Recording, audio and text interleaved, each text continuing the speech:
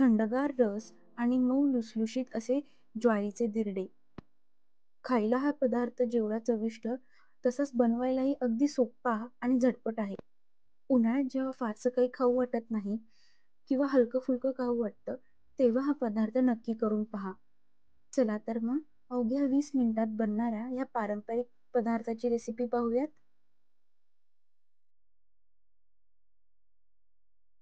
हे ज्वारीच्या पिठाचे दिरडे आहेत. तर इथे मी घेतलेलं आहे 1.5 वाटी ज्वारीचं पीठ,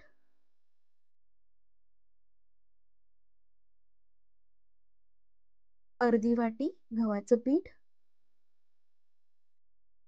आणि 2 मोठे चमचे बेसन पीठ.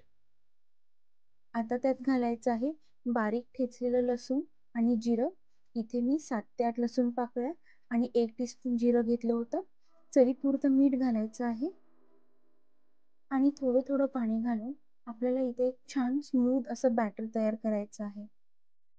इथे आपल्याला 2.5 ते 3 वाट्या पाणी लागणार आहे. पाणी एकदम घालू नका, थोडं थोडं करूनच घाला, नाहीतर गुठळ्या होण्याची शक्यता असते. तुम्ही जे कोणतं भांडं वापरणार असाल, वाटी किंवा फुलपात्र, त्याच भांड्याने सर्व साहित्याचे प्रमाण घ्या.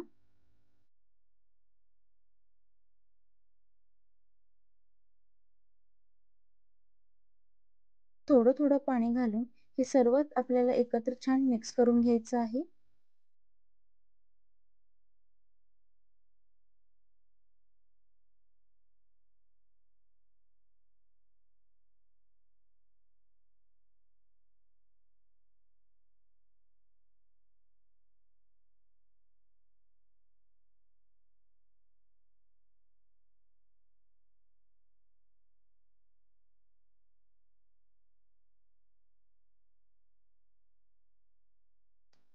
सर्व व्यवस्थित मिक्स करून झालं की हे एक छान स्मूथ बॅटर तयार होतं. तुम्ही पाहू शकता गुठळ्या अजिबात नाहीयेत. आपल्याला असंच बॅटर हवं आहे. बॅटरची कन्सिस्टन्सी अशी हवी आहे, जी खूप दाटही नाहीये आणि खूप पातळही नाहीये.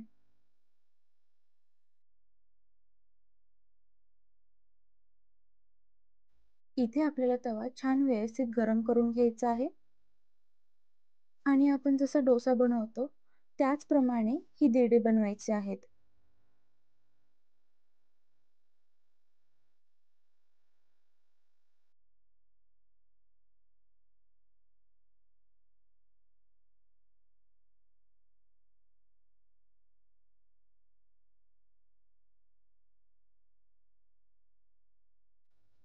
सर्व बाजूंनी तेल सोडून घ्या, जेणेकरून कडा एकदम मस्त आणि कुरकुरीत होतील.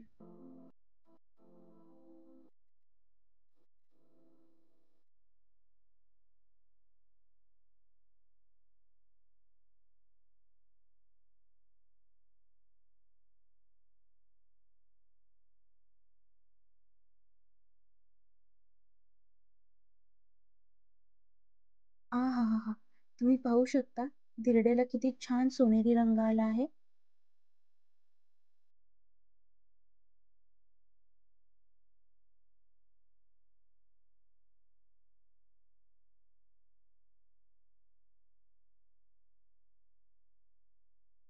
दोन्ही बाजू छान सोनेरी रंग येईपर्यंत आपल्याला दिरडं भाजायचं आहे. सोनेरी रंग आला की आपलं दिरडं तयार आहे.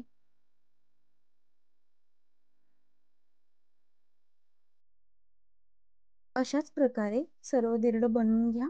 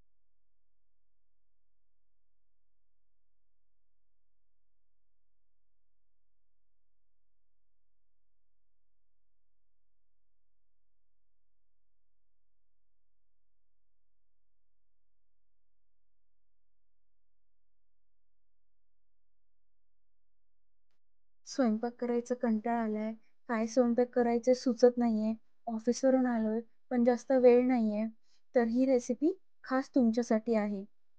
खायला चविष्ट, बनवायलाही झटपट आणि त्यात कष्टही कमी.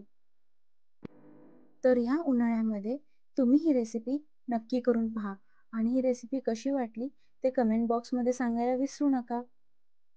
रेसिपी आवडली असेल तर चॅनलला लाईक, शेअर आणि सबस्क्राईबही करा. भेटूयात पुढच्या रेसिपीसह. तोपर्यंत बाय.